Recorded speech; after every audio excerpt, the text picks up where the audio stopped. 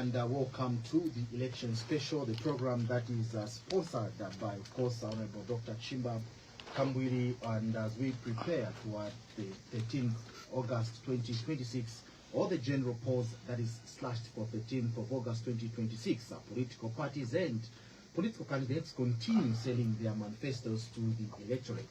On the program today, we are live on 1FM 106.5, also live on KFM. We are also live in Eastern Province, that is Breezy FM, Radio Ichengelo, and Radio Mano. And on the program, like I've said, it is courtesy sponsored by Honorable Dr. Chishimba Kamvwili as we of the nation. Honorable Maisen Ku Mlabasa. Yeah, I'm quite Mushan, Mwena Zambia. Mushan Conseco Mutule Tumfila ku Eastern Province, Mwale Tumfila ku Mansa, Mwale Tumfila ku Eastern Province, Mwale Tumfila ku Kasama. Na yambia ma radio stations are to be connected. That my son Pomka. Mwamina na lero twabwera twafya mtama Mlabasa. Kukwibukishanya ko ifile chitika file chibemba chitila ubushiko insofu ifile mushineri ashiribamo yansofu. Ala abantu bali nomwenso. Apa mwinga mwena okutila government ili nomwenso. Ba opposition wants some candidates.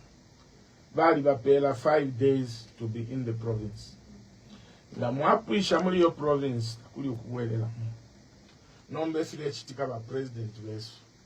Bale tukwa fuma ba opposition babuwelela koba yako. Icho bale isa kunote chimbi na nguchimo kuisa mkube pafio ubufi. Mwebe na Zambia change lendi. Kichibemba chitila katende mpelo lulilo. Kuli na munina ashari.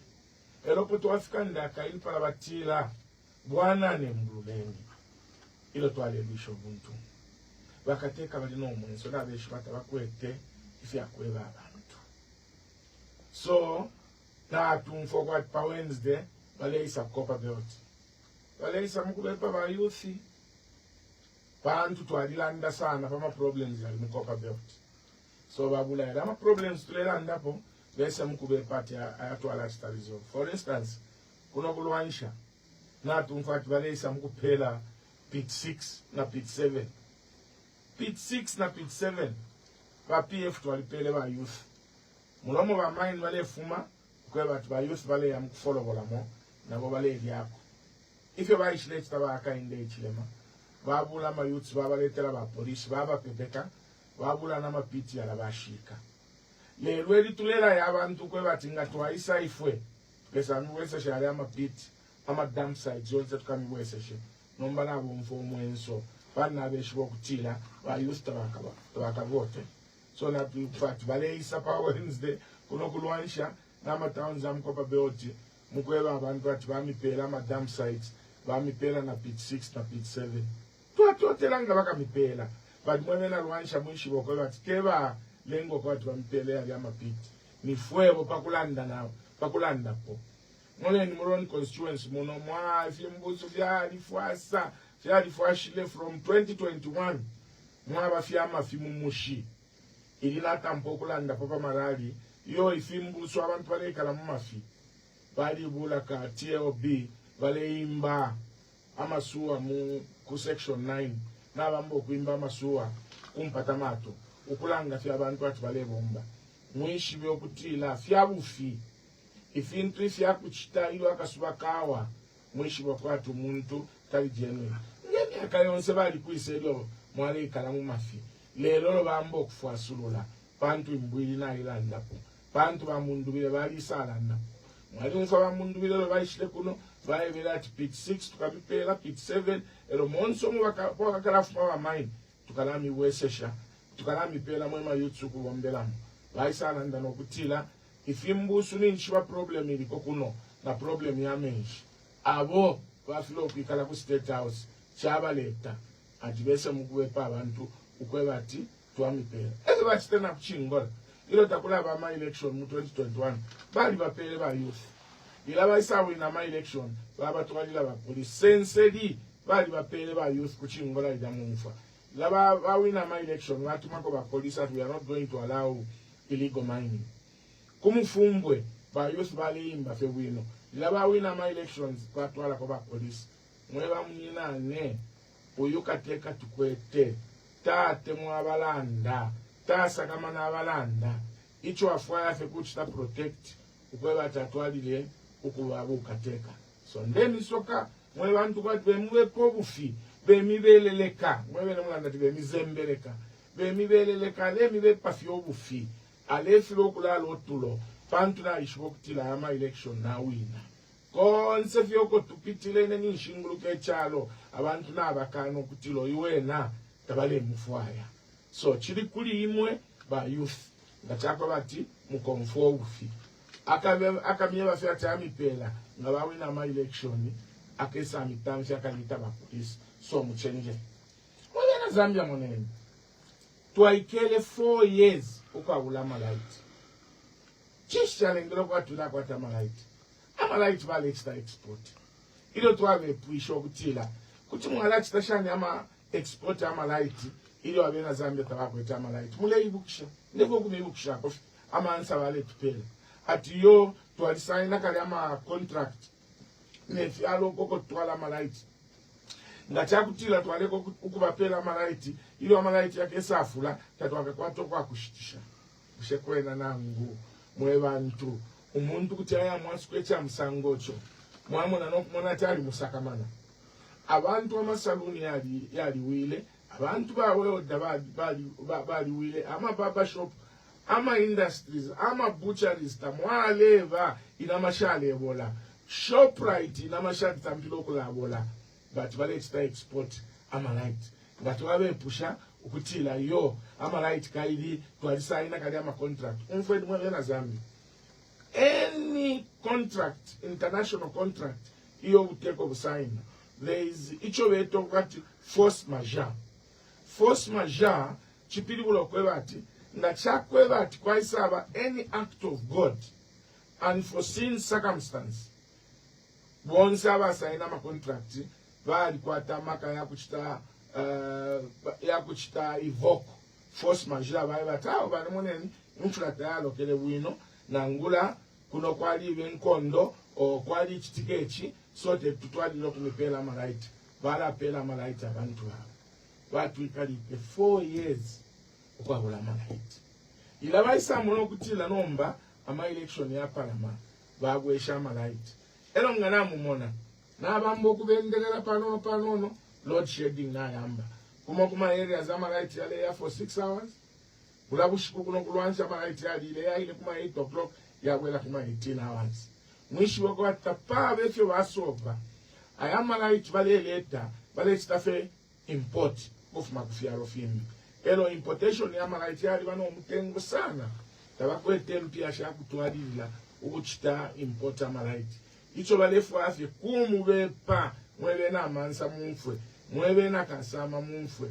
mwebe na Eastern Province mumfwe mwebe ali ku Northwestern Province mumfwe mwebe ali ku Southern Province mumfwe ayamalaiti baleta bufyu bwafita fititi HH na ba UPND ngabali pitile pa 13 pa 14 pa 15 load shedding kabako yakalala mpungu tamwata ikate so ine nchitonkwete fe yakumusoka nokumibukisha file chibemba chitila akakunyelele takalabwa elo kabili chibemba chitila mputi isula taibula kuwekesha hapo so mwewe na Zambia muchenjele mwiumfuile fyefyo bale chitefe ama last minute nicho bale foku mibeleleka nokwebati mukabasale tekwesha mune nifo bale tutumfya abantu bale chula ba vice president va mkwebati imita ufole ati yona tuleta kwempyasha kwebati ngawakwate efumo kuyangufolo lupia bayela pamula basabaleba abantu ati imita ufole ukulatita encourage abana besu ukulatita encourage abantu kuya mukupula amafumo bakwati babapele ndala mashakulila we mutsalula we nsele we bulanda we shamo we lelo bamubene balefo okubwela ukutila iyo abena Zambia batusake abayichabengi bali pula amafumo abana kashabengi bana mayo bali amkwata amafumo abana abo tabachitire plan umulandi wakwe bati bale batimita kufole bali leta kwempyesa kwati ngakwate fumo kuya mkufolesha tekwesha abantu tekwesha akakunyelele takalabwa mune nimweba mnyinani social cash transfer kulabushikubali tumama SMS bulk SMS kubantu abapoka ama SMS tatuishira abatumine nga niba government nga ma individuals nga ma cadres ba UPND but abantu abengi abapoka cash transfer bali pokera ama SMS yako batinya ati ngatamugotele ba UPND baka mifunya hapo pa social cash transfer ndefo kumeba mwe na Zambia nga bakubika pa social cash transfer tapali winga kufunya hapo ichinga kufunya hapo fye nyimfa elo cash ile social cash transfer ba UPND bakosele lepo teba iletele lekeni ndondolo leko afune cash transfer social cash transfer yaya mbile nama NGOs na Norwegian government bata mpile Kalomo district southern province eko bale pela social cash transfer ile basata baishile mupawa baishile ba this is a very good program elo baishile ba twala itaro out to all the districts in the country twalambo kupela abantu government ikabika polupia balanda nama donor countries na bena na obene batampo kubika polupia FAR rolled out to all districts ilo ba PFLF mapo social cash transfer baishile pa 400 per each individual ilikuwa ishile ba COVID kwa isaba nechilala ba government bali ile kuma donors bae bati abantu balafana ensala abengitaba kweto mlandu wa chilala tabali mine elo mlandu wa COVID ama economy ya chalo yaliwe closed baya lombera polupia ekuirunda upisha pali 800 kwati teba leta social cash transfer elo amafunde ya social cash transfer for yaba nga bakubika po mpaka fiene mfuata pali winga kufujapo elo tulefaya batweve uwatumia ma SMS ya kutinya abantu because that is tantamount to corruption, that is tantamount to illegal use of data from the government to take advantage of the poor people, and that is against the Data Protection Act of this country. So the government bafilo kusanga uwatumine yale ama SMS bafilo kumwikata because zikta yali kwata ama record ya mafoni yonse nga bafilo kuikata abatumine ama bulk SMS wale tini abantu abalanda abakote abalemana ukweba tupaka bafunya pa social cash transfer. Iyo ni corruption. I government land that we are fighting corruption. Nishi kwingala tini shabantu. You cannot use a social protection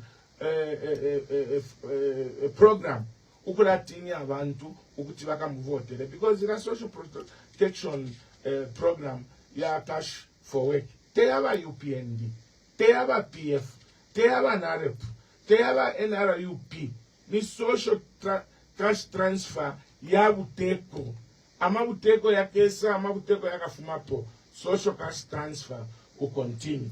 So mweba mnyinane mweba pokelele ama SMS konsoko mulimu mishi mwiumfuila bale mwepa fie tapali na ngumo muntu wenga mifunya pa social cash transfer.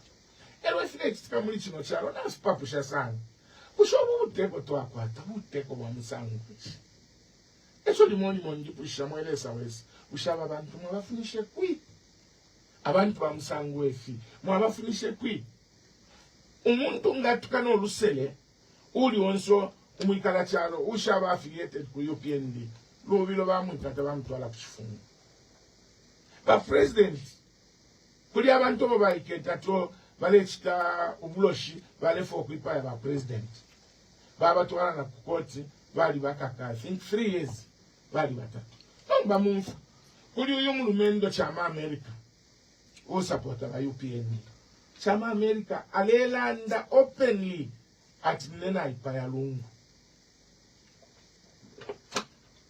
kuli video hii all over alelanda lungu na alimu chita clear lungu na alimu ipaya so na iwa mundu vile nde kutumina otumbuma 6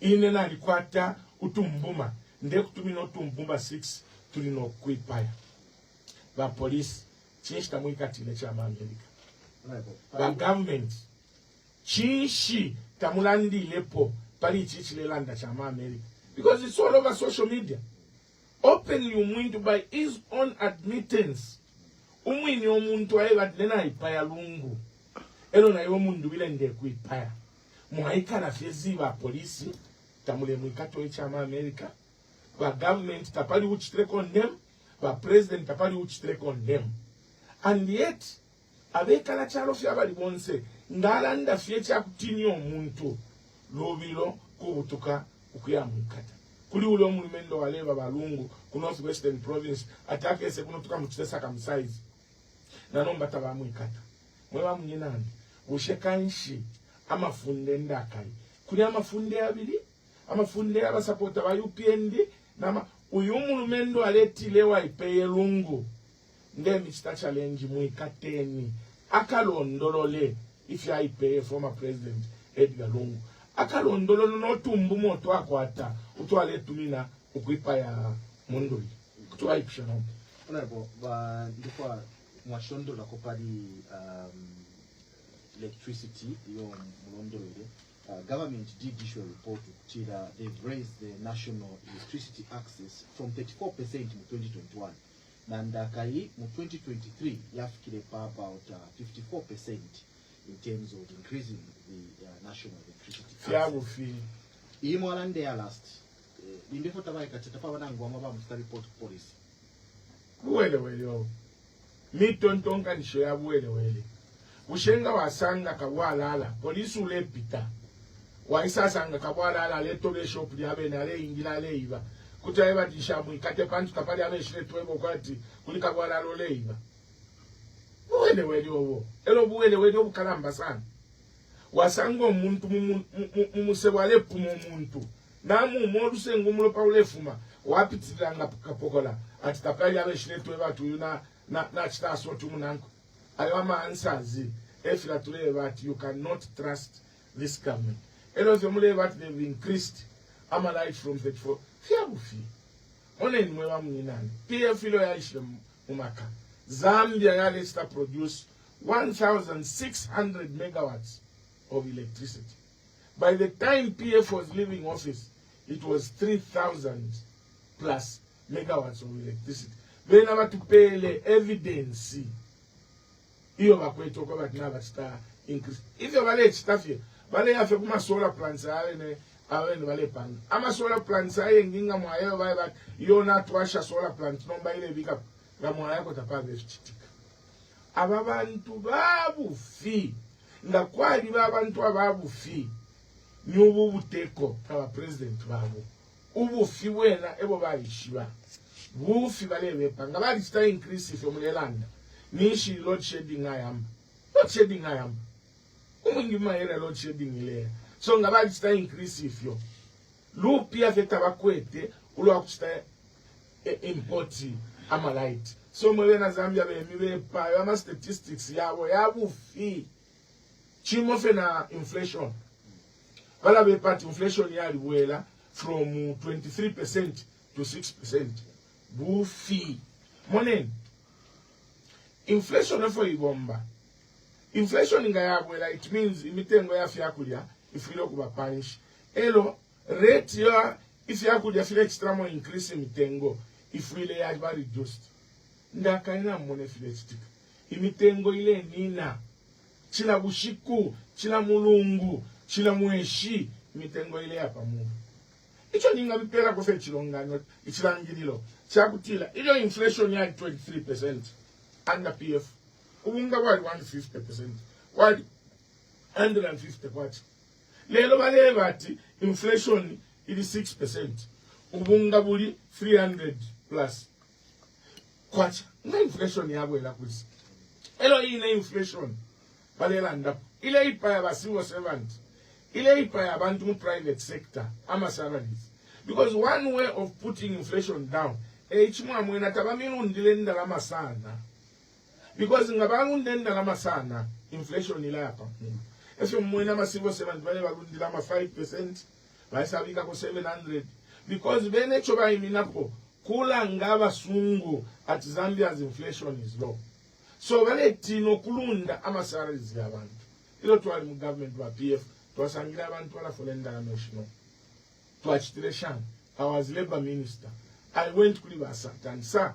To put more money in their pockets.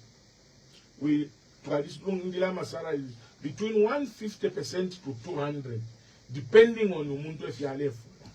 When civil servants mleibukisha, when public service workers mleibukisha, nama mining companies, in labor minister, for instance, by KCM, Kuchingola. Bible at Malalundila 7%. I went there and said, no. Abantu kama salaries ya chila mokufulaya nono. Tetumulundila 7%. Na bebe na mipela 2 weeks. Shilefo kuchita interfere as minister. But ikale na wa union. Suminishe ni at least rate ili reasonable. Abantu kale kobuno. Bakesi yema election increase ama salaries 24%. Record. Mukesi yemta pabe po barulu mtapo 24%. Only when I was labor minister and when Mr. Sat was president. Ndei bukshano kuipia batch kwanda na wadi langile chimochini. Baiba basata yo ama salaries anga twalalunda sana inflation yala pamulu. Basata bati la bantu bakalaga inflation. Abantu ndalaba bale fola tashile kumano kulipila mayanda, tashile kumano kutuma abana ku skulu, tashile kumano abana okulafwala. So even when finance minister find a way, a better way to reduce inflation. But ishale abantu bandi ukwela tibane folenda la meshinono umlandu wa inflation. You are an economist. Find another way of reducing inflation. So icho abantu tabale balundile MPA shingi basibo 7 mulandu wale tino kutila inflation yala hapa mundu. Elwe inflation what's never impressed by IMF, by World Bank, nama investors. Ile lenga bantu ukulachula. Akupenda honorable Mwalondola, ngatwalelesha to the performance of the UPND. So far, the UPND have managed to grow the economy from 3.6% in 2021. In 2025, it grew up to 5.5%. Not only that, the gross international reserves also from 2.8 billion US dollar in 2021, and it's now standing at 6.2 billion, which is equivalent to about 5 months of input cover. Not only that, the UPND also managed to, of course, crack a deal, the IMF extended credit facility at 1.3 billion US dollars. Not only that, also the sort go slow. I know UPND, but I'll answer all of them. Now let me start with that. The UPND has grown the economy to 5.2%. First and foremost, wufisana ufiwafita fititi ukweba PF they never used to grow the economy. Mulei bukishasana ukweba under PF the economy was growing 4.5%, was growing 5.5%, and so on and so forth. The only time the economy under PF went down was during the COVID time. And during the COVID time, all the economies in the world, including America, including the UK, including South Africa, went in the negative. The only countries that were recording positive growth was Japan and Ethiopia, who were growing at plus 2%. All the economies went down because if you isolate economy, the entire world had such a crash. Because when COVID yaishile, ama industries ya disalike, indegesha lekelo kwenda, if you prefer lekelo kwenda from one country to the other. So there was a economical crunch. Ama economies yonse aliwelele punish, and Zambia went to negative 2%. There were even other countries that were negative 6%. Now, you know by UPND by Chishimba COVID 11. That is why there was a growth of 2.1%. The economy has gone back to the growth of about 5.5%, which was there, PF. nomba gai twakwata bamapiete twakwata bamaputi abafayo okubepa abantu obufi. They take advantage of abapina abalanda abantu abashitanda into ukube bathi no under PF yes during COVID time, and it was not only the Zambian government, it was all the countries in the world that had gone in the negative. So when Zambia grow GDP growth up even during PF time, except that during the COVID-19 pandemic, which was a scenario in all over the world. So debt restructuring. What debt have they restructured? They have continued borrowing. They have restructured the debt, yes, but they've continued restructuring. If we don't restructure debt, number move. By UPND ilo baishile mu power mu 2011 mu 2021 basangile ba PF external debt ya 11 billion. Ile lo external debt is 16 billion, which means now Kongola 5 billion, including Yole that managed to get a debt from the IMF. Ni Kongola shonsesh. Ushe ndalama wapokele kwa IMF shabupe. Te shabupe. Ni Kongola 1.6 billion ba Kongola kwa IMF. They are even asking for some more. Nombanga mwabe pusha. Ishin Kongola ba Kongola watu walakwi. Because ba PF ba Kongola 8 billion in 10 years. Because mu 2011 ilo PF actually mu power. The external debt was at 3 billion, 3.5 billion, somewhere there. By the time PF left Mamumaka, mu 2021, the external debt was 11 billion. Now, mafunia 3 billion, puli 11 billion. Munesango kwa tuwa PF kongere 8 billion in 10 years. Ilelo, external debt ye kafye, pa UPND kongola 5 billion. Local debt, about 4 billion. 4 plus 5 billion. Now Kongola 9 billion in 5 years. So one Congolese. Number one is Pantabako attention.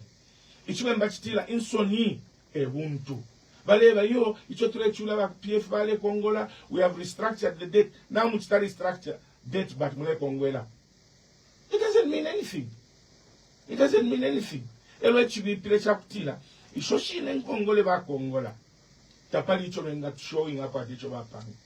The only thing icho tulemuna icho bapangi icho tuinga batasha ndola Lusaka Road na yote ba yambi ndei bukisha balungu bali chitile ground breaking ceremony ya ndola Lusaka Duke Carriageway bapanga no kupanga Duke Carriageway kwamba pa Heroes Stadium ukisa afika parapa vela movie TV bali pangile Duke Carriageway, and then kwa isa ama problems na flafine COVID-19 ya ishleva kwa ama problems ama projects yonse ya stashani vaiminita iyo vaishile bulafye from hapo ba PF ba tampile but bena babika mona scandal ni scandal nshibabikamo babulilo rupia bafunya ku NAPSA 500 million bakongola ku NAPSA na ku workers compensation fund kwa twala pangilo musebo. Instead, babule ba NAPSA bene na National Provident Fund bafwaye contractor bapange uli omusevo elo baka bapele ba NAPSA na ba compensation fund or combined bonse bakale running out omusevo for 25 years bakale collecting ama targets so that shilempia abene ba NAPSA shikale bwelera mukupela ama pensioners baya bulati ba Ocean something abo consortium ebo bapela uli omusevo kulonse ndala mashana NAPSA bamba no kulo omusevo balaba ba Ocean whatever they are called bakala running out omusevo for 25 years ukula apoka ama toffies shidempia ngashali shaba NAPSA ba NAPSA ngabako file fe contractor bapela mwabule ndala mashafu investor lesa mnomo chalo afido kwisa na olpialwa Kagola tulolupia epembela ndondolo ya. Apopele pota mnalaba thought you honorable. Maybe the other reason would be that in terms of maintenance ya msemo. Ngabapela ba 25 years they've been maintaining the road as opposed maybe ngabapela fe mkumu after once and for all waona ikafuti msemo. Iwe. Nishishi befyole piliwe. Bali abo bapele ila 25 years concession. Baka la chita maintain. Ngaba na pusa chinji state bachitire maintain msemo. Because balaba pela ba ocean chakuti wherever they are called. They are just a company like NAPS. They are just a company like NAPS. Elo chalu wana futi. Babula tabala po musebo. Balaba ambile fi okupango musebo. Baleke la kona ma targets. Tuale panga about 4 billion kwacha on targets in the initial government. Babula ya ma targets in between Lusaka and Ndola. Bapela have never consortium. Tabala pano musebo. Because icha fido kuchitika. Chakutila balaba fido kupango musebo. Ngabapo musebo. Elo ba stand over ma targets. Balapoka ma targets to recover their money. Alright? But baba pele bale amba fido kupango musebo. Amba no poka ma targets. Iyo ni scandal. Indala mabale poka ma targets. Bale pango musebo shiakwe. So bale bonfie indala ma shesu shine. Isho wale poka kuma targets. Isho wale pangira mo musebo. Na abapoka nenda na makunapsa. Elo ababantu wale isati. They are very clean. They are corrupt free. Tulefua tukese ishiba kuntanshi. Chinshba abapele la ma targets. Tabala po musebo. Na ndakali. Umusebo wachili wale kura. Bati wala poka ama targets. Ama trophies. Bali funyapo na bonsa wale womba ku NRF. Ku National Roads Fund. Abalepoka ama targets bali fafuni hapo balabali ngisha abantu babwe balepoka ama targets bachibale kulo museo. That is a scandal. That is a scandal. Mwewe na Zambia fina ndemye bate kwesha ukutila obubuteko ubwelele mpaka mwene ni ba president wesu ba president wesu insonye buntu fimwe fintu kutuma kwata kwenso ba president baile ku mazabuka. Instead by mkweba abantu ofyo bakechitila abantu bayamkulanda pali gari nkombo ali kwate nsambo ishakwimina ngalefo kwimina independent ngalefo kwimina papati tekuya lusharali ya kumazabuka ukuya mgutuka gari nokula museka ushekwe na president wa chalo kutalase kwa muntu ulema uyo president ulese kwa muntu ulema tiasunga abantu abalema atiyo gari adilema nelinso limoli nono limoli kulu mwelesa kwesi ushakwa ena nishi wa president wesu watontonga nyesi te hapo peka ulabushikubaile mkulanda pamwana baby Iris kaingu Iris wa wishina inetu aliwonse mu parliament wakaingu mwana omunono ulia wakutila wa president waya parali mkweba abantu mwika musala bantu nalibebele okweba ati eminina tukamuchita point tukampela ko filifi yakuchita aya imina mwika musala temkulanda pamwana baby ba president icho tulefo kumfa kuli imwe mapange fish mukachitila bena Zambia tekuya mkulanda paila Iris kaini tepo peka iyo siya one openly alela ndati mweba ku Northwestern Province mundubilo yo waisa na libebele ba UPND kwebati mundubile tafido okuiminina ngai minina akamisepa so ifyonomba mwali tamwa umfile fona miebele ngai sa ku Northwestern Province kumuto mafia mabwena ngo kumuipaya mwatana mumfa kwa president bachita condemn bale kwa tamarali yani ba president abali fe genuine aba supporta violence ngabali ebela tawe efefile landa siya one with distance UPND and UPND government from them. Why kanafezi? Umwina fialo. Kutaisa mkulalanda. Which ta promote violence. And mwali mwenefi achitike ku Northwestern Province.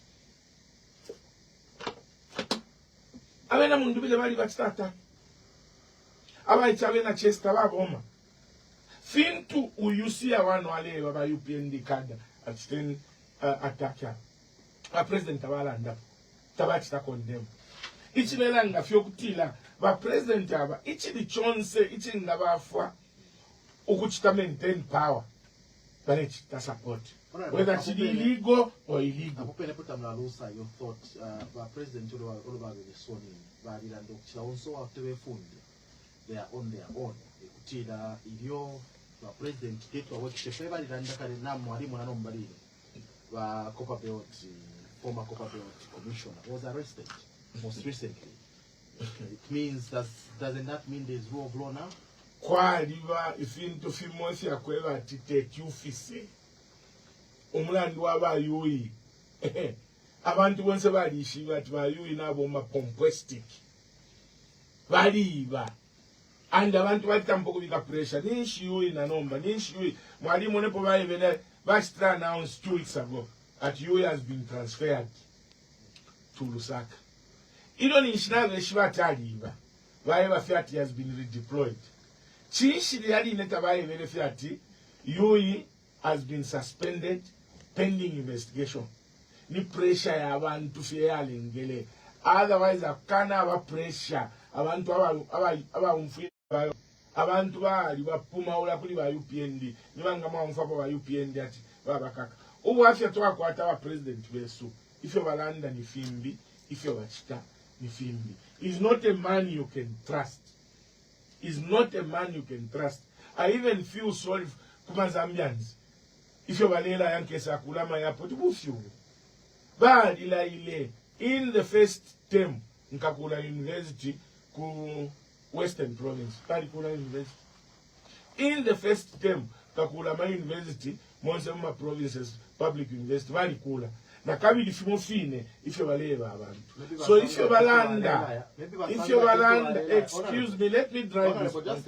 Let me drive this point. Before you lose your thought, yes. It could be that what he promised then were not a priority. If a priority, then those of course, free education is there. Free education, what is free education? Is it infrastructure?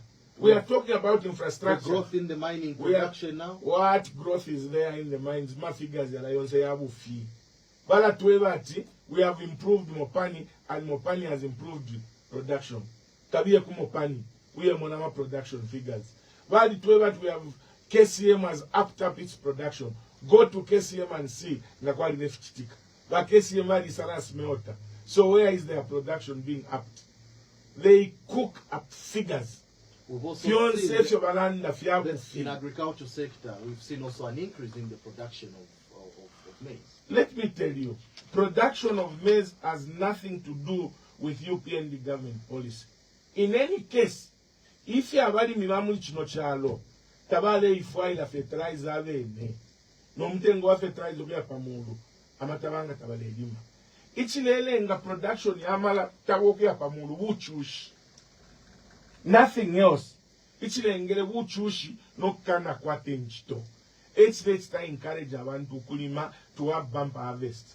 It's not UPND policy. And I'll qualify that. Abantu balepoka 6 bags of fertilizer and 10 kg bag of seed. Inonishita abantu bakana fertilizer mumameda. Inonishita abantu bakana seed mumakapu na mumbale. How can you say that UPND is up the production? Yalama figures, it's coming out of ubuchushi wabantu. Fertilizer over UPND ishile mupawa. Yali 550 kwacha per 50 kg bag of fertilizer. Ile elo fertilizer ili 1,300. Abantu bale chula, abantu bale pakaswa pakusanga fertilizer. So ukwema tiba UPND eba lengilo kwa tukube bumper harvest wufi. Abantu abengi bale ifwai, abantu abene bale ifwai. Ngachako batu wa UPND batu tuwalidilo kupela abantu 6 bags of fertilizer, 10 kg bag of seed. Ndekweba inonishita ngatulela ndapali 7-8 million metric tons of maize per year. Tapali if you watch the agriculture sector. In any case, value on our agriculture sector. No mbaka ini frafina tulela ndaba nensu babufi. Opportunity I say yonse kweba chidufuewo. Kwaba president yonse chachitika. For the first time, I'm the first president. Where I come from, takwaba president uilumba yonsa na bomba sana na bombe fintu na chinje chalo ili abantu bale idishana. where I come from ine ababemba batila takwa umuntu ulishe ngoma umwine nokushana aleshana aleisowela nokuyisowela ingoma nga yali la fe wino nga wayakuwinga abantu bayimina fe abengi bambo okushana elo bali abekele fe balasowela awo washana wino mwalisha wino ngoma nomba ba president kwete ebalishe ngoma abene nokushana baleshana baleisowela ponse ko bapita naliteka wino naliteka wino ngabalanda bakateka okwebati abene fe mwa London. Let me give you an example. This government commissioned Yasha Pharmaceuticals, and which is going to cost be manufacturing penicillin, and at a cost of $45 million US. And now this will create about 600 jobs, and the production capacity per month will stand at 160 millions of tablets, 200 million capsules, and 2.4 million bottles of dry. But we no sana ba UPND calculator ayo facts, but yabu bakukule benefit. Now let me tell you. This is in the public domain. Now let me tell you. I know. I mean, I've been at this camp for a long time. But this is in the public domain. Let me answer that. Until it is done, it is all lies. Until it is done, it is all lies. Ngawa ibushelo barandile. Ama figures la play that you overcast produce umut.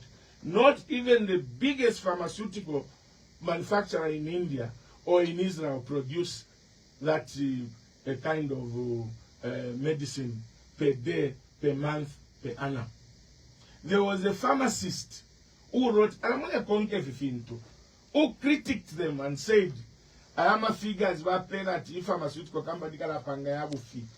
Achitana calculate pharmaceutical but taking us so many days, but taking us. You remember, it was on social media, and he said, "Yabufi, Baba Nensuniva puti."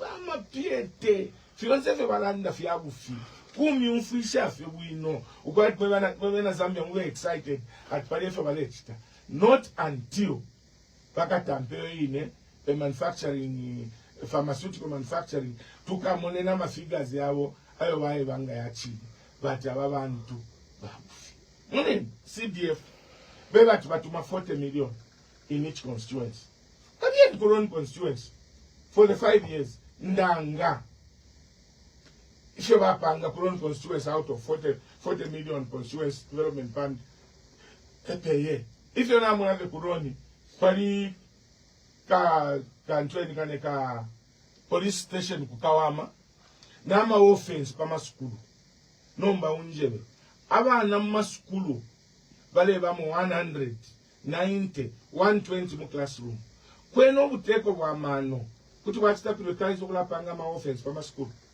because shirampi abaposa mukupanga ma offense bafwile okulakula ma classrooms so that abana tabaletitikana mu ma classrooms nomba twali umfwa atkwali ba umo okukwene Koron constituency ushitisha ma block so because anashitisha ma block aletita prioritize okulakula efibumba elo aleba abantu ata ma block mkaye mkushita workshop kumwani. That is corruption. Instead bakule ama classrooms bale tina the classroom will take long ama offense yala po wangu bakuti ashitisha ama block tapa abanangu chimwe cho mwinga sonta Koron constituency ichachitika out of 40 million pesa kulwanisha constituency fish yachitika kulwanisha constituency venga sonta pokutila CDF ila bomba if ichitika CDF ila papela fiama grants na loans kuli ba UPND kada weke bakana tapali fichitika CDF is a scandal elo bubuteko nga wafuma pero mkesa amona bakabola ala aba chine the corrupt because the CDF abantu bakaya kujeri same family mwasanga family imo ba wishibali poka grant umwana alipoka loan abakashibali poka grant same family and we are aware about these things and abantu balalanda even the Auditor General's report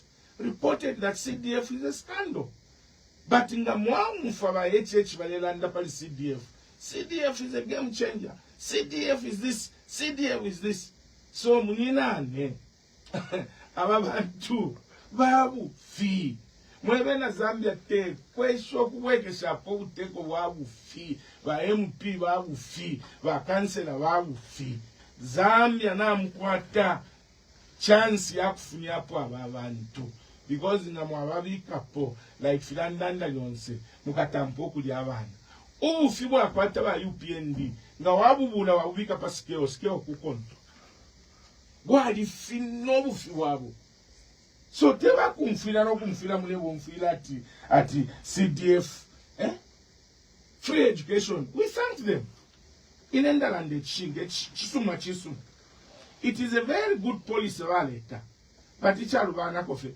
there is no infrastructure to correlate with the number of students that are going to school. What UPND should have done, should have said, look, to let free education. That will let free education in school. So katuwa let kuli lepo ama classrooms. Nangu from 2021 ngabali tampiro kuli la ama classrooms yale fula na ama teachers uku ingisha. Wala yunfoko batu walingisha ama teachers aven. Ama teacher ba ingisha nicho PF yali kuli la ama school. 125 new schools, not classroom blocks, new schools. And these new schools needed teachers. That is why we created an enabling environment for them to recruit more teachers. PF built 100 hospitals, 100 district hospitals, 85 mini hospitals, 650 clinics.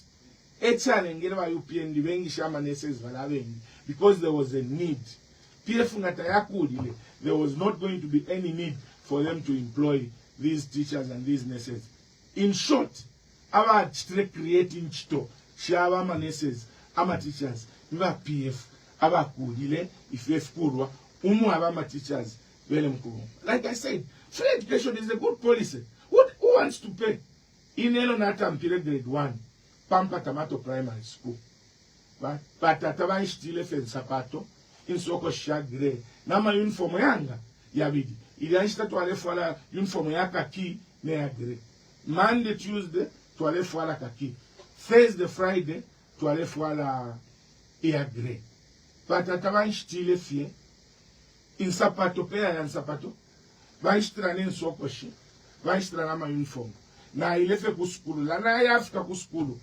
Fiance na afsangile para pe. Ama buku ya fiboko shifilezi kulu. Aya nsamushi. Na laina ya kulemba po fiance. Tuwale staka tuwa kuskulu. Tuwale mba fiance kutulembele. Ama books mwashakula tuine kuskulu. Paku isala. End of term. Elo mwasenda ama books ya nama ana kungani. Ila munewe la futi nga maisule school. Pia sanga ama books ya nyu. Eya li free education. Na ama penso. Na ama sharpen. Na wale Pades prape na mwikala wali kakachishape ne chikulu. Air free education proper. Tualeva mo 35 mo class. 35 abana be school mo class. Te free education ya 120. Abana tapali efyo bale sambi. Because ba teacher bale ishiba. Mulengali sharila. Chongo ali changela. Mwali na ma groups nga ile. Wale ba group 1, group 2, na group 3. If you are living in a valley, Shibatabana shall have group 3. But Tishanganama Mpela work, Valley to concentrate to group 3. Valley for panon, number teacher more against 120 pupils. Kutiafunda, Kutiachonga. So, free education is a good policy, but what is needed is the ukukuli la po amaskulu ayengi ukukuli la pa classrooms ayengi pakwete abana nga chashupa bale bamofe 40 mu class within 1 week ba teacher bandi mu grade 1 bali tuishibya machine boards bale bikapo nama name tags kwali hadi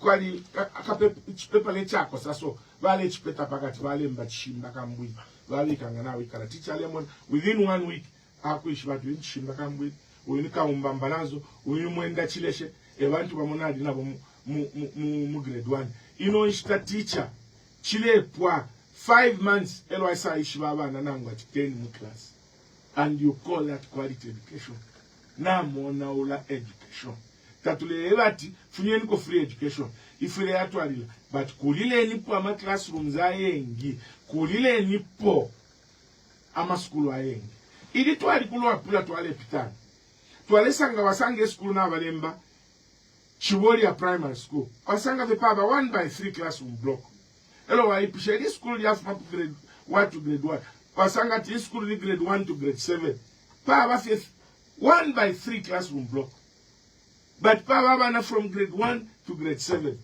nga waisa ipusha wa teacher pano pa school baba po bangu wasanga ti paba batatu ba teacher bafunda bana wonso from grade 1 ukufika mu grade 7 kutuwatira vintu ifyo no muntu fyo wakwati kuwa bafe nomo wino kutala yumfa no kuyumfa free education filia kulo wabana no mali filia chiwe mbatitila umuntu ngale kufunya abantu mu maka nanguku basebanya lesa alalo wechilafi Honorable twashara na 8 minutes mukusongerera program yes narami kushaka question kwa record yaba brand ngire bayishire mwana nabo we saw pictures and some reports indicating that bari bachita blog nomba ilia my question is has that affected your campaigns and finshi mure plan apo kuchita afya chitike apo ishla ask you question kuli umlandu mo otule for our government masuki you know corruption muri government now it is the order of the day mulai bukusaba yebelati the government now baleta company imwe ya kuchita aerial mining survey indege shale pululu kafe mumulu shile pickinga apa yama mineral resources bale start search for cobalt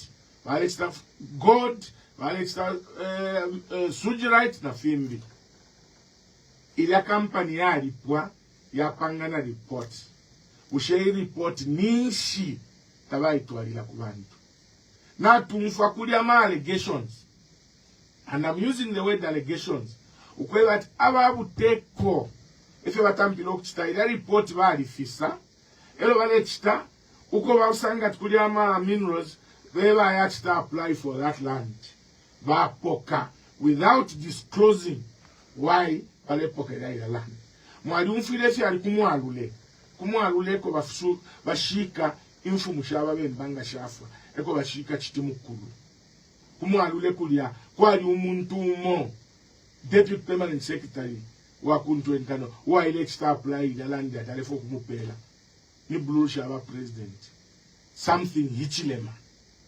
aya chita apply for that land kwali kono tumko fyongo fyo mwa ikushefu mushachiwe mbashakana nishishiwe po bafika ino nstangali poka chile vales lando kwati ida area bali ida ine mapping ya lepita bali sangapo gold about 21 million metric tons of gold efe bale pokela ya land. I'm not sure about this but kuli ya allegations icho ninga fafi okwipisha wa government tuweveni report ya ida survey mining survey ya bakwi ni kuisokwa abama minerals so ati abena Zambia bonse abalefwaya ukuya mining bashite apply ila report yibafye yabantu abali mu government nabali privileged because really ba cadastre mining cadastre bafile basta advertise mapping mu Zambia ma minerals to yasangiro and these blocks are out for advertisement. Those who want to apply nga chakutila chachine ba government mule ichita favor mule bula alama tenements mule pela ba bullshit noku ipela mwebene ala mukesa takwa tatule fire kwa bata abantu nga ba government bala ba konta bala be kata tatule fire icho tule ipusha kwa staying the right things bamwe babomba ku state house na bona baba lumbula muli say there is something that is going on social media na waba lepo kama landu ko aba ama minerals vane ukuteke chalo tekuya mku inoisha mwebene tekuya mku ipakamisha mwebene kuteke chalo kuteka abantu nokupela abantu ifinto fe balefwaya na abantu bonse basekelemo tekwe bati imwefe mweka nimo mwinga fwaya fi ama mining rights. So therefore our government basuke report ya mapping ya mining nama minerals ya bakwi who is sitting on it. When is it going? Ilo bakatwala kubantu bakwati abantu bakachite apply. Elo yolandi ya kumwalule twa mpapata kwa kushike mfumu. Ke landi ya kupela abantu. Nga kwali bama minerals. Landi nisho kwali bama minerals. Elo mkayika na mfumu. Mfumu shikeshi wefi ya kuchita. Kwali landi le ya kumwalule. Te kwa kufayo kia ipoka using dubious means. I'm not accusing that Ichilema thing is just an allegation that has gone on social media, but therefore Chishinga. While one of the Ichilemas who had apply for land Kumwarule, we share application yako Africa pesa, Chisha le folk stapali la land, fish apo pali la land, so that abantu bakakuke. So mwewe na Zambia, change ni kule muleka watu wa mwabantu, wale fokula lila banabo amasuku pamitwe. Ififi ya kulanda, mwene na Zambia kwenu. Na mwene fide chitikano. Chino chalo chili divided. Tetiba kateka ba ya Southern Province, wale abantu wa Southern. Mwe bantu wa Southern Province na tuwa limite mwa. Niwa mnyine fotribe na Zambia once. Mwisumi nisho muntu umo. Atuchite divide. Kula eba ba Southern Province, wale mipuma nga mwa ya kulusaka. Wale mipuma pa intercity. Kapari aba wale mipuma pa. Icho walefu wa yafe bakateka wesu. Ni individual gain. Walefu wa mule vote la mwela ku Southern Province. Na ngubalu fianya mule tina tinga wafuma po. Waka mgutu puma kulusaka. Kapari aba wale mipuma. Kapari aba kamipuma. Aba ku Southern Province, they are free to come to Northern Province. Aba ku Northern Province, wafiloko wa free to go to Southern Province. Aba ku Western Province, wafiloko wa free to go to Northwestern. Kapari uingala pumo munangwe. Based on oko wafuma. Bonse fi abantu tufilo kwikala mutelele na muteke. So ukwali nsoke takwa file bantu. Tapali abale umwa. Konso kumuletu mfila ku Northern Province, ku Luapula, ku Eastern Province, ku Southern Province, Western Province. Konso ko tuli connected pali ama radio station ndemi papata ububu teko na bufilo. Filo kufumapo. UPND and Wahagai Tagainde Ichilema kuya bebele. Inonshita ya kuirula fuebe. Mweba le chula ni mwe. Mufipatana tamwa miti. Honorable, kwa totela sana. Totela ngana. Kwa mkwai mwachipato kulashanya na wena Zambia kufina mkwai. Na ngulo kupitika ku KFM, ku Breeze FM, ku Mano mkwai na kuchengero na paropeni kwa mlabasa wa Ron FM. Kuli ba konfa bonse mu batsendamo nangula mu bachaputika kuli no broadcasting ni mkwaya chwali program iyo mkwai ya chiwa sponsored by Honorable Chishimba Kamvwili iyo bachalula nga mkwai nangulo kusho kulondola bafile tika no charo nebo no wachwa host when pride yenda twale mfuka kumulabasa wenu mulabasa wa Ron FM.